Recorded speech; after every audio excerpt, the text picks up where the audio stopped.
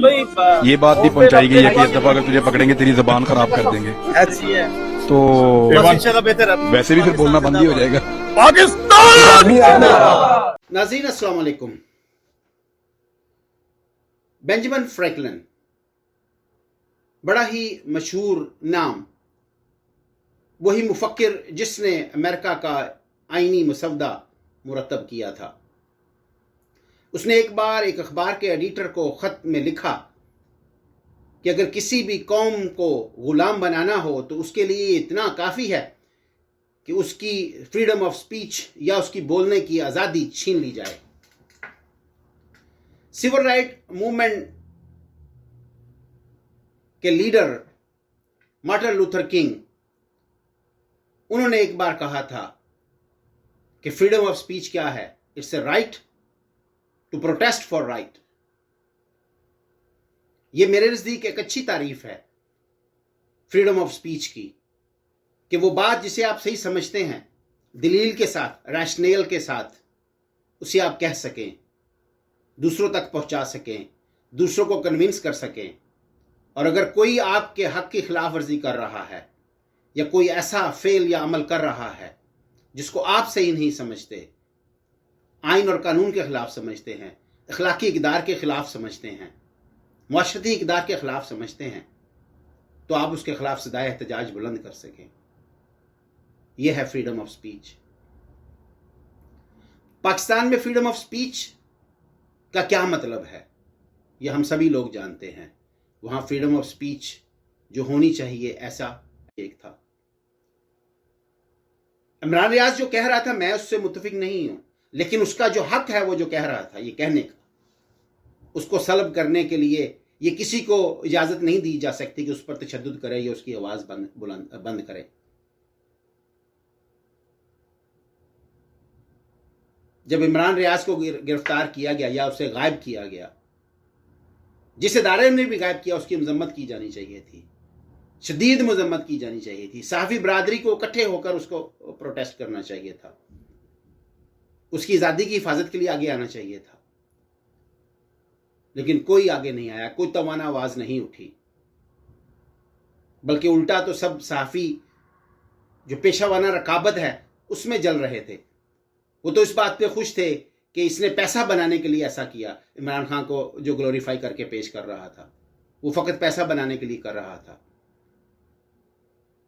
इसलिए वो आगे नहीं बढ़े। और इमरान रियाज की आज़ादी के लिए उन्होंने कोई ख़ास कोशिश नहीं की। साफ़ी बरादरी को चाहिए था कि कतई नज़र इस बात के कि जो वो कह रहा है उससे मुत्तफिक हैं या नहीं, चाहे वो उसे सहाफ़ी ना भी मानते हों, तब भी इनको चाहिए था कि वो उसके तशद्दुद के, जो उसके पास तशद्दुद हो रहा था, या उसकी आवाज़ दबाने के लिए जो रियासती तशद्दुद या रियासती हथकंडे इस्तेमाल हो रहे थे, जो रियासती मशीनरी इस्तेमाल हो रही थी या लोग इस्तेमाल हो रहे थे, उसकी आवाज़ को दबाने के लिए उसके खिलाफ इन सहाफ़ियों को आवाज़ बुलंद करनी चाहिए थी, एक कोई प्लेटफॉर्म तश्कील देना चाहिए था। लेकिन ऐसा नहीं हुआ, बिल्कुल नहीं हुआ। और जब वो रिहा होके आया तो उसकी हालत जो है वो सब ने देखी कि वो उसकी क्या हालत थी। फिर यही सहाफ़ी बड़े बड़े नाम जाके उसके साथ तस्वीरें खिंचवा रहे थे, उसके साथ अफसोस कर रहे थे। जब अफसोस करने का वक्त था उस वक्त तो अफसोस याद नहीं आया। जब वो बाहर आया तो फोटो उतरवाने के लिए उसके साथ खड़े हो गए। ये बड़ा ही काबिल मजम्मत रवैया है। आज जो वीलॉग मैंने बनाया है उसका रीज़न, वो जो अदालत में आते हुए उसने नारा लगाया, और उसमें जो जोश था, जो उसमें जज्बा था उसके नारा लगाने में,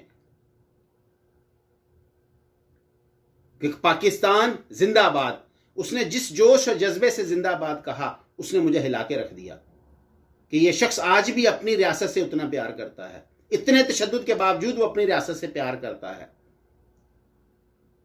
ऐसे मजालिम और ऐसा तशद्दुद जो है इंसान को तोड़ डालता है, उसे मजबूर करता है कि वो अपनी रियासत से नफरत करे। इसके बावजूद जो उसने नारा लगाया, उसमें इतनी ताकत थी, उसमें इतनी जान थी, उसमें इतना जोश था, उसमें इतना वलवला था कि मुझे उसने ये वीलॉग बनाने पे मजबूर कर दिया। और जो उसने बात कही वो भी बहुत अच्छी बात कही, उसने बड़ी ज़बरदस्त बात कही। उसने उसको जितना भी सराहा जाए कम है। उसने कहा कि मुझ तक ये पैगाम पहुंचाया गया है कि अब की बार अगर तुम्हारे ऊपर हाथ डाला गया तो फिर तुम्हें बोलने के काबिल नहीं छोड़ा जाएगा। तो उसने कहा अगर बोलना मेरा बंद कर दोगे तो वो भी उसी बराबर है। मेरी जुबान काट दो या मेरा बोलना बंद कर दो तो उसका तो मतलब एक ही है। तो इसका मतलब तो ये हुआ कि जुबान कटे सहाफी तो बहुत हैं, जिनकी जुबान कटी हुई है, जिनकी जुबान अपनी नहीं है, उनकी तो भरमार है। लेकिन जिनके पास अपनी जुबान है वो बहुत कम है। अगर ये इमरान रियाज सिर्फ पैसे के लिए ये कर रहा होता तो वो टूट चुका होता।